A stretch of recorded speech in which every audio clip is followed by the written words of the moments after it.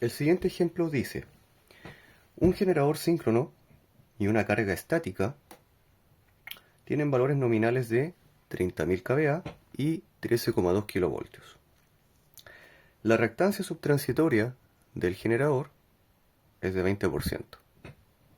El transformador que los conecta es de 30.000 kVA también y con relación de transformación 1:1 y con reactancia de dispersión de un 10%.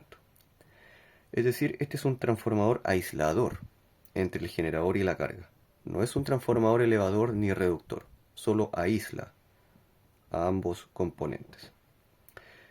Cuando ocurre una falla simétrica en la barra de la carga, en la barra 2, y con falla simétrica nos referimos a un cortocircuito trifásico, esta opera a un voltaje en terminales de 12,8 kilovoltios. Tensión prefalla. Calcular la corriente de falla subtransitoria en la barra, sobre las bases de los valores nominales del generador. Entonces, aplicamos el sistema de cálculo en por unidad. Paso 1. Definir zonas.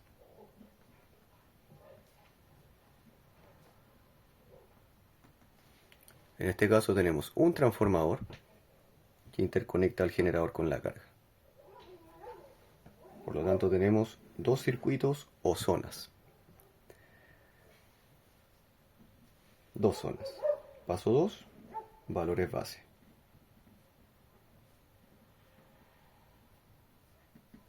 Valores base por cada una de las zonas. En este caso, el ejemplo indica que se consideren las bases de los valores nominales del generador. Por lo tanto, en la zona del generador, asumiendo que esta es la zona 1 y esta es la zona 2, en la zona 1, en donde está el generador, sus valores nominales corresponderán precisamente a los valores base de la zona 1. Sus valores base entonces serán 30.000 kVA, pero nos conviene expresar eso en MVA, y 13,2 kV.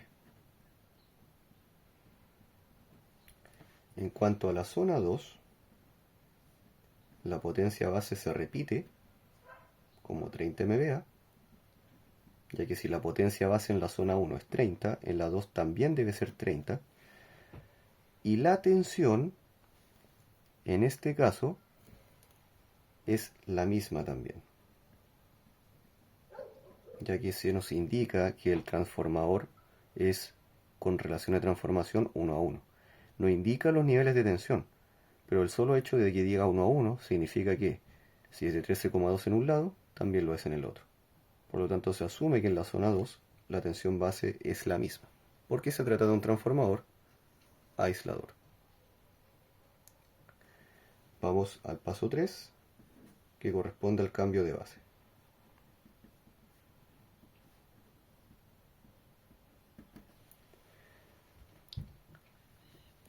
En este caso, conocemos las reactancias en porcentaje del generador y del transformador. Por lo tanto, tenemos que realizar dos cambios de base. Primero, para el generador. Su nueva reactancia será igual a su reactancia inicial. Aquí se indica su reactancia subtransitoria, 20%. Eso en por unidad, y considerando la letra J, es J0,2. Esto lo multiplicamos por, arriba, reactancia base 1, que es la reactancia nominal del generador. Entonces consideramos sus valores nominales, que son 13,2 al cuadrado y 30. Y para la reactancia base 2, consideramos la reactancia debida a los valores nominales de la zona 1, que en este caso coinciden. Entonces, esto es 1, por lo tanto la reactancia no cambia, y nos queda J0,2 por unidad. Ahora hacemos lo mismo con la nueva reactancia del transformador. La reactancia del transformador es de un 10%. Entonces tenemos J0,1 por reactancia base 1, reactancia nominal del trafo. Y en este caso coincide con los datos de 13,2 al cuadrado sobre 30. Ya que la tensión base es la misma acá y acá, 13,2 kV. Y la potencia nominal del trafo, que es 30 MVA, coincide con la potencia base. Entonces aquí abajo va lo mismo. Otra vez tenemos 1 y esto pasa a ser J0,1. Bien, esto es lo que se obtiene entonces del cambio de base. Ahora vamos a continuar con el paso 4. En este caso corresponde dibujar el diagrama de impedancias o en estricto rigor de reactancias. Y en el cálculo de fallas, ese diagrama de reactancias, en particular para fallas simétricas, se conoce como red de secuencia positiva o directa. Nótese que nos dieron los valores nominales de la carga, pero no le aplicamos cambio de base, porque no es necesario. ¿Ok? Entonces, la red de secuencia positiva consistirá del generador y del transformador. Recordar que el generador se puede representar con su reactancia subtransitoria en serie con su fuerza electromotriz. Llegamos aquí a la barra 1 y luego a la reactancia del transformador hacia la barra 2. Y podemos dibujar un neutro físico o hacer un retorno por tierra. Indicamos los valores de reactancias, J0,2 en el generador y J0,1 en el transformador, y ya tenemos listo entonces la red de secuencia positiva. No se dibuja la carga porque no es necesario y porque además no tiene parámetros para los cuales realizarle un cambio de base. Pero resulta que los datos de la carga no interesan. Se entiende que la carga se puede representar acá como una impedancia, ¿no? Desde la barra 2 a tierra. Pero el ejemplo indica que ocurre una falla simétrica en la barra de la carga. Es decir, esta barra entra en cortocircuito trifásico. Se cortocircuitan las tres fases. Pero como estamos trabajando con el circuito equivalente monofásico, entonces se considera como una fase respecto al neutro. Lo que es igual a decir que esta barra entra en cortocircuito al neutro. Y por lo tanto queda este circuito cerrado. Por otra parte, la carga estática conectada queda desenergizada. Es decir, el voltaje en el punto cae a cero. Y la carga ya no es parte del sistema, porque aquí se produce un cortocircuito. Entonces se podrá notar que esta corriente de cortocircuito depende de la fuerza electromotriz del generador o del voltaje prefalla en la barra 2. Entonces para ello, en el paso 5, vamos con el cálculo del cortocircuito trifásico o de la falla simétrica.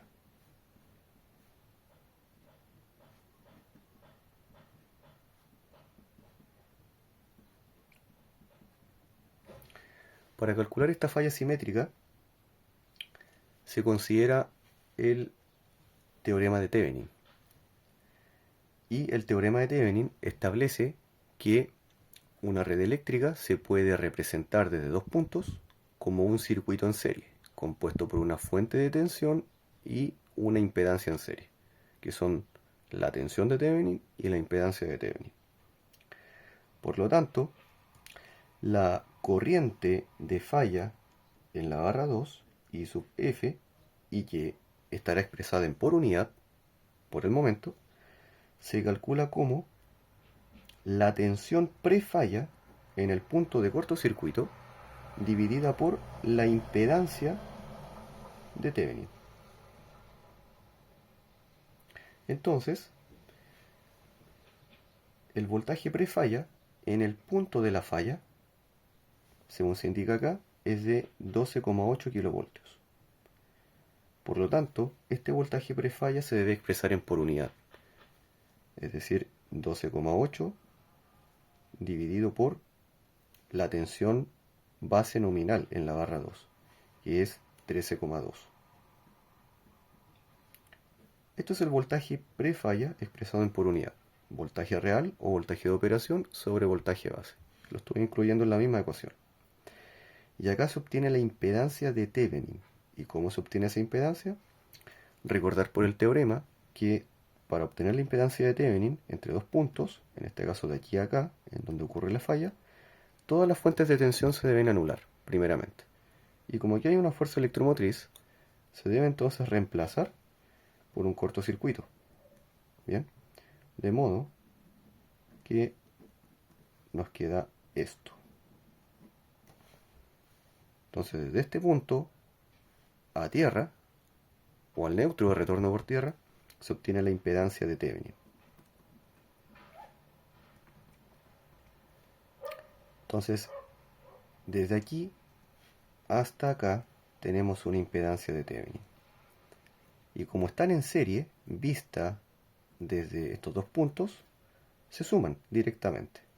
Y se obtiene J 0,3, que era J 0,2. Ahí sí, se suman en serie y se obtiene J 0,3. Y ahora se calcula la corriente de falla en por unidad.